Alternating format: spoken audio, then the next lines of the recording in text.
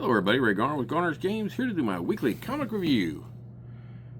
We're going to go a little spy action. Spy Bunnies by Chuck Dixon and Erwin Prasetya. I think that's how his last name is pronounced. This is from Antarctic Press. And we're going to start our little adventure outside some diamond mines in South Africa. The guy's going to show his prototype, Stamol, which is a combo drill and collector for diamonds. He takes his investors to see it, and it's gone. Then we go to the Jet Setters, which is a trendy club of a little bit of ill repute, not too terribly though. It looks like it's more of a possibly a burlesque style. And we have a creepy old man hitting on one of our young ladies, who we will quickly, of course if you didn't see her on the cover already, see that she is one of our main spy girls.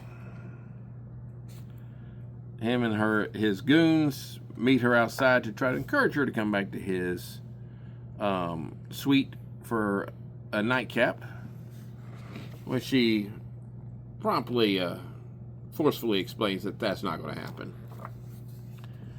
And then she finds out that there is a tattoo with a star on this guy's arm, which is NKVD. And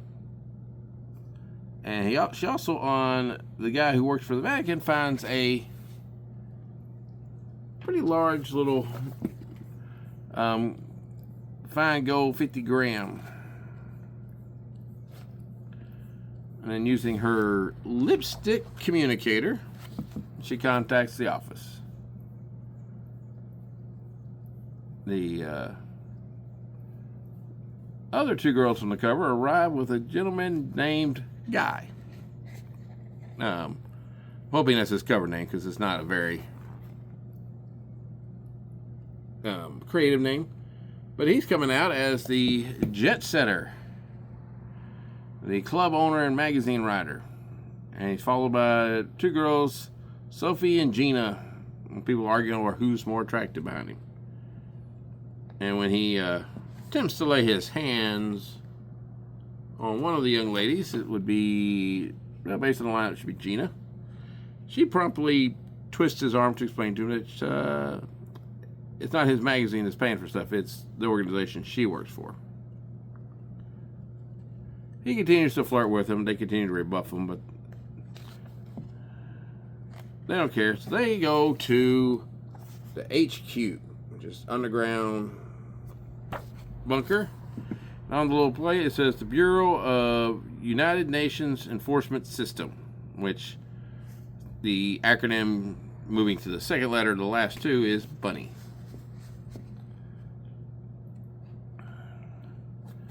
And there, these two team up, one which is a new girl, with our first girl. And that, let's see, she is operative number 9, Patty is her name.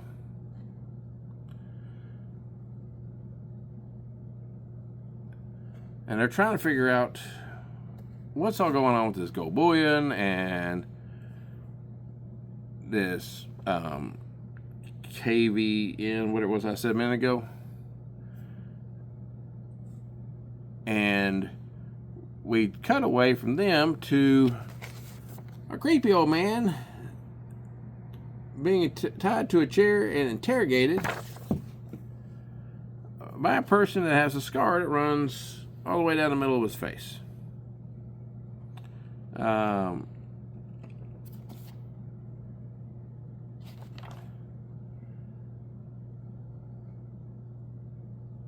he's like, well, you're compromised. You're no longer part of this. So I'm out entirely. And they dump him out the loading ramp, I guess you'd say, of the airplane they're on.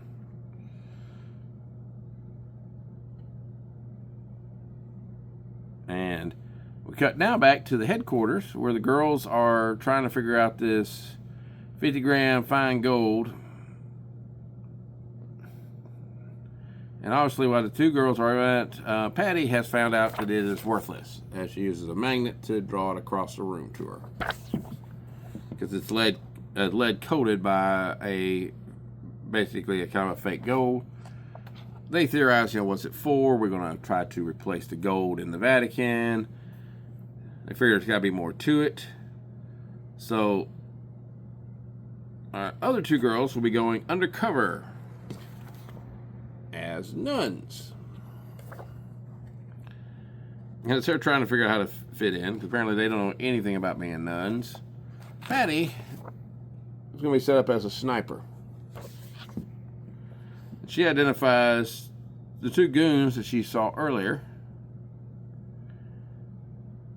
And as our nuns are sitting there trying to make contact, they see our creepy old man. The same one who fell out of a plane. Carrying a large blue map and working his way across town. And he gets to the edge, he goes into a car, and they realize that their car is on the far side of the Vatican, so they commandeer a scooter. And the high-speed chase begins. And one of them makes a comment like, maybe I can shoot out their tire. And she's like, well, with that pop gun you had in the Bible? And she pulls out, I don't know, it looks like a rocket launcher. And she said you'd be surprised what you can hide in one of these cul-de-sacs or cul-de-sacs. Anyway, she manages to shoot the tire, but then another lady with a long ponytail comes out and starts blasting at him with a gun, automatic. And creepy guy decides to sneak off while our two spies and our ponytail lady are having a gunfight. Only he gets nabbed by Patty. I'm not exactly sure how you get a handcuff that fits around somebody's neck. That's a pretty scrawny neck. But as the one girl runs out of bullets, she hands off, and the two nuns go after their target. Find out only that Patty already has him, but he's not him. He's an actor paid to disguise himself.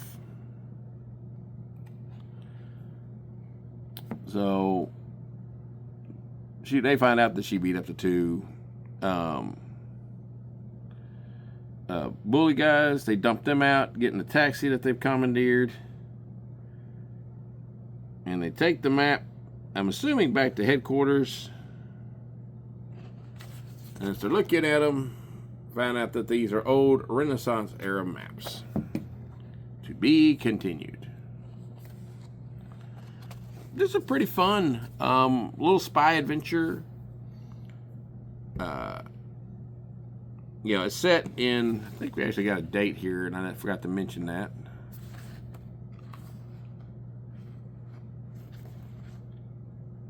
$1965 is when it's set. But I like the art. The art is, like most Antarctic Press stuff, kind of manga-ish. It's American manga art, as you can tell there. So I really like it. It works with the story really well. It's very fast-paced. It's very moving. Only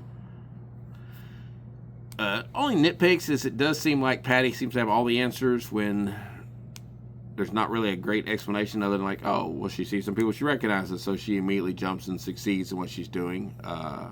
But that's no worse than Bond ever does in any of his movies. So, all in all, if you like spy movies, I think you're going to really enjoy this book. If you like kind of action stuff, you like. If you liked, what's the cartoon? Totally Spies. I think there's a little inspiration from that involved in this. And, it's 1960s kind of period piece, so it's all in all, it's pretty cool. I like it. So check it out, and I'll see y'all next week.